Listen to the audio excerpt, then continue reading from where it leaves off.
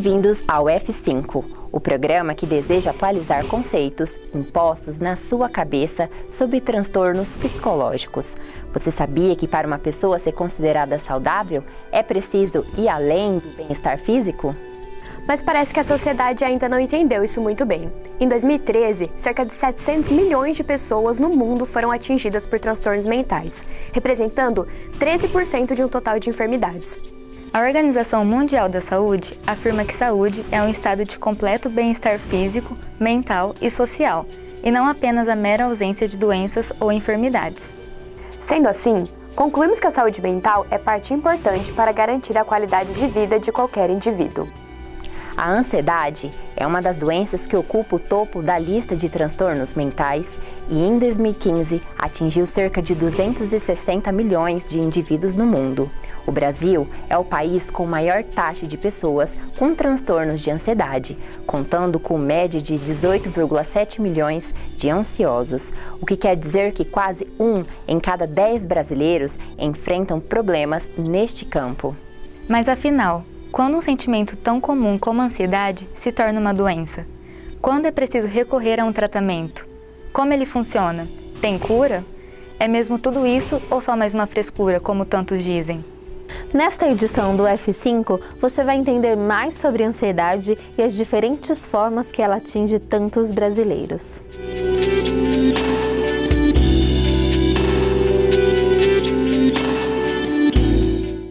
Fernando tem 21 anos e é estudante de fisioterapia. Foi diagnosticado com ansiedade aos 13 anos de idade e precisou ir ao hospital 3 vezes para que pudesse saber que precisava de tratamento. Eu comecei a ir bastante pro hospital com alguns sintomas que ninguém sabia o que era, né? Era uma palpitação, uma dor aqui do lado esquerdo, assim, falta de ar, e aí fez eletrocardiograma e não deu nada. Foi quando voltei algumas vezes, e aí na terceira, quarta vez que eu fui, a médica falou, olha, isso é nervosismo, aconteceu alguma coisa? E aí eu contei um episódio que tinha acontecido, ela falou assim, olha, provavelmente você tem ansiedade. A gente acredita que seja ansiedade e você precisa tratar porque ela pode aumentar, ou você pode ter uma depressão, uma síndrome do pânico e ir adquirindo e desenvolvendo isso com o tempo. O que encadeia a ansiedade é muito particular, de pessoa para pessoa, mas geralmente está ligada a situações novas, desafiadoras ou desconhecidas. Como é que foi lidar com a sua ansiedade inicialmente? Como é que foi? Foi difícil compreender o que você estava sentindo? Como é que foi? No início a gente não sabe muito bem, né, o que está acontecendo, porque assim, eu era uma criança, vamos colocar aí, normal, como toda outra. E de repente eu fui parar no hospital por conta de uma palpitação no peito, uma coisa estranha. E aí você fala pro seu amiguinho da escola, você não fala. Você não fala que você foi pro hospital. Eu fui pro hospital ontem e não tinha nada. Não, você não fala, você não quer falar. Entendeu?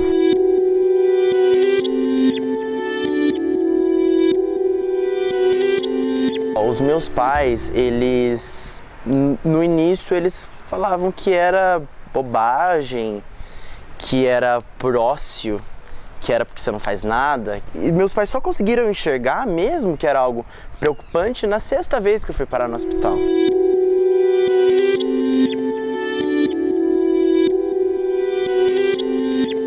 Bom, a ansiedade é uma reação natural do ser humano frente a situações desconhecidas. O que diferencia a ansiedade natural da ansiedade patológica é que a ansiedade como doença, ela impede que as pessoas executem atividades normais do dia a dia, atividades profissionais, atividades acadêmicas e até mesmo sociais.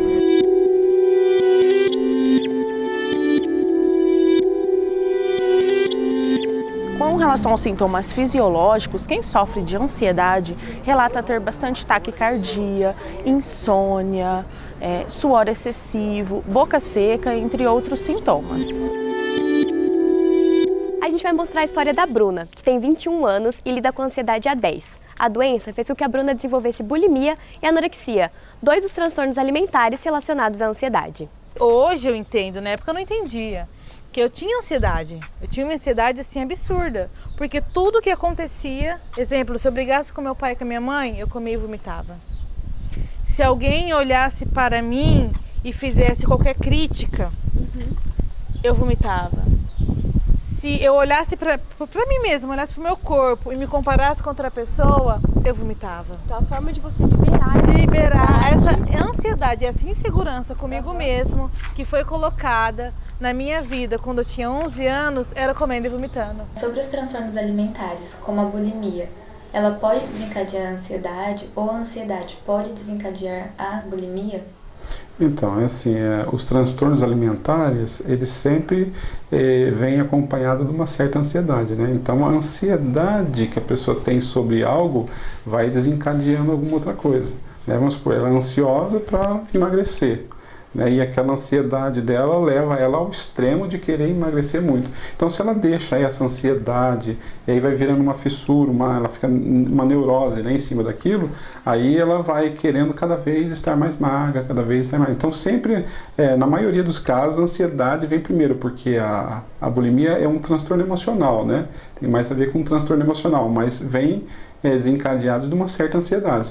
Tinha várias pessoas ao meu redor que falaram assim, não, isso é uma doença, você tem que tratar, e eu fui atrás. Fui no psicólogo, comecei a ter um acompanhamento com o psicólogo, conversei muito com ele, mas mesmo assim eu não entendia que eu estava doente de verdade. Sem entender os meus sentimentos e policiar os meus pensamentos, eu me vi comendo e eu parei e falei assim, eu não vou vomitar. E eu não vomitei, mas eu comecei a engordar. Eu não vomitei, mas eu comecei a engordar. E quando eu comecei a engordar, eu entrei em desespero. Eu tava com 14 para os 15 anos já. Eu falei assim, não vou engordar, não quero engordar. E eu parei de comer. E aí que tudo reverteu. Aí veio a anorexia. Eu comia 2 bolachas de sal por dia. Eu fazia abdominais à madrugada. Eu acordava de madrugada e começava a fazer abdominais. E eu não conseguia parar. Eu ficava olhando meu corpo. Gente, eu perdi 10 quilos em um mês. Anorexia e bulimia são transtornos alimentares. Acontece que quem tem um transtorno tem muito mais chance de desenvolver outro associado como uma comorbidade do que quem não tem o transtorno. Então, é muito comum pacientes com transtornos alimentares desenvolverem no decorrer da vida tanto depressão quanto ansiedade. Mas eles são transtornos distintos.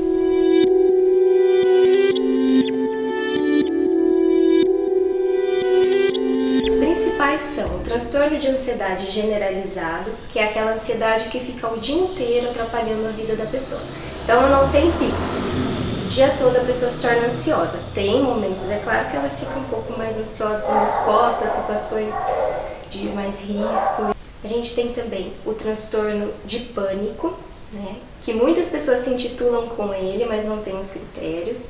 O transtorno de pânico ele é caracterizado por crises de pânico, sendo que elas são crises que duram em uma média de 30 minutos, ocorrem de uma forma inesperada e geram muito sofrimento para o paciente.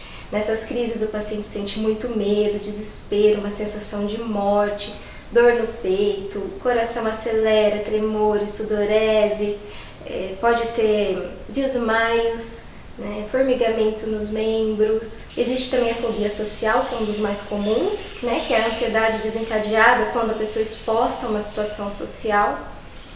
E o transtorno que antigamente fazia parte dos transtornos de ansiedade é o TOC, transtorno obsessivo compulsivo. Hoje ele já é caracterizado em uma parte separada nos livros, mas ele tem muitos sintomas ansiosos associados, né? E o transtorno de estresse pós-traumático, né, que está relacionado a um trauma que a pessoa vivenciou, algo que realmente expôs ela a um risco de vida, né, ou de lesão corporal, ou até mesmo emocional, e a pessoa fica revivendo esse momento com vários sintomas ansiosos associados.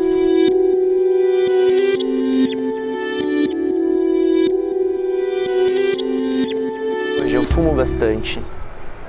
Eu deixo de comer por várias vezes, por vários dias.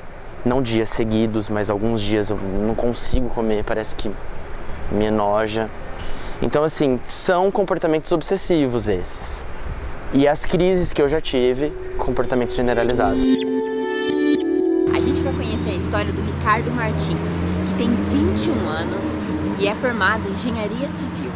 Ricardo sofre de ansiedade há 5 anos e faz exercícios físicos para conter a ansiedade. A ansiedade começou quando eu tinha mais ou menos uns 16 anos, na fase do colegial, que é a parte que você tem que fazer vestibular, tem que escolher o que você vai ter de profissão para o resto da vida, né? Então esse para mim foi o maior problema, porque eu estava indeciso, eu não sabia o que eu queria fazer e também tinha a pressão da família em casa. Como é que os seus pais reagiram a esse problema? As pessoas em volta, seus amigos? Meus pais, tipo, eles achavam que eu não tinha problema nenhum, não tinha problema, só achavam que ele tinha um pouco de timidez, sabe? Mas daí perceberam que estava piorando e não sabia o que fazer para tratar isso. Aí depois a gente foi no psicólogo, ela falou que, tipo, ou eu podia ter ansiedade ou início de depressão.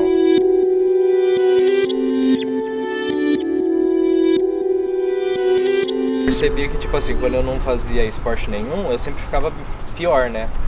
Aí quando eu fazia, tipo assim, eu fiz 3 ou 4 anos de judô, aí eu melhorava, tipo, eu dormia melhor nos dias que eu ia, sabe? Eu percebia isso. Aí quando eu comecei a fazer o psicólogo, ele fazia, tipo, uns exercícios comigo pra gastar um pouco de energia, gastar raiva, essas coisas assim. Aí eu percebi que eu ficava melhor também. Então, atividades físicas, uma alimentação balanceada comprovadamente melhoram os transtornos, todos eles.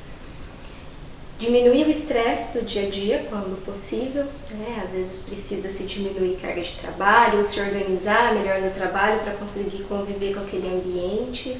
São todos fatores que influenciam na nossa saúde mental.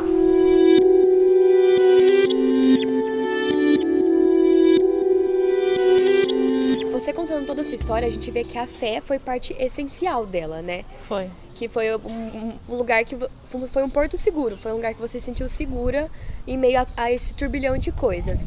Mas a gente sabe que a igreja, a religião, qualquer tipo de lugar que a gente se encontre, não exclui o tratamento médico, né? Não exclui. Tanto que eu iniciei o meu procedimento, buscando tratamento médicos. Depois que eu comecei, depois eu fui buscar o Senhor, mas até hoje eu busco a Deus, mas eu vou atrás da medicina. Existem estudos que afirmam que a fé, ela ajuda nesse tratamento da ansiedade. Não só a fé na religião, mas a fé no psicólogo, no profissional, no tratamento mesmo. Você acredita que a fé, ela pode realmente colaborar para esse desenvolvimento do tratamento? Sim, com certeza. Não só a fé, como outras atividades nas quais a pessoa se sente bem. Algumas pessoas gostam de fazer atividades físicas, outras pessoas preferem fazer atividades mais relaxantes, como yoga, massoterapia, e algumas pessoas preferem passar mais tempo nas igrejas, né, com seu grupo religioso. E isso é muito bom. Tudo que faz com que a pessoa se sinta bem ajuda no combate da ansiedade. Principalmente a fé em si próprio e em quem está ali ajudando. Se não houver uma confiança entre médico-paciente, psicólogo-paciente, a gente não vê um progresso importante, principalmente porque a pessoa tende a abandonar o tratamento. O tratamento, ele é longo, né? Nenhum remédio consegue fazer efeito tão rápido. Então, às vezes a pessoa não espera, não aguarda porque não confiou.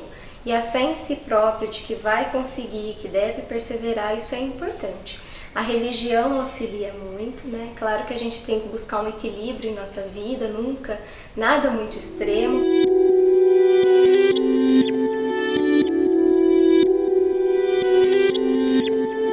O que se recomenda é a terapia e o tratamento por medicamentos quando é o caso de uma ansiedade generalizada ou outro desdobramento mais sério.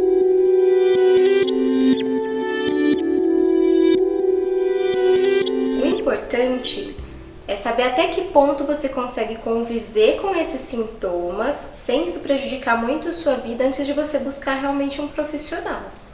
Então, tentar algumas alternativas para alguns sintomas leves que não estão te prejudicando tanto, eu acho positivo. Quando isso começa a gerar muito sofrimento, é importante estar buscando um profissional para terapias realmente com evidências comprovadas de eficácia. A ansiedade tem cura?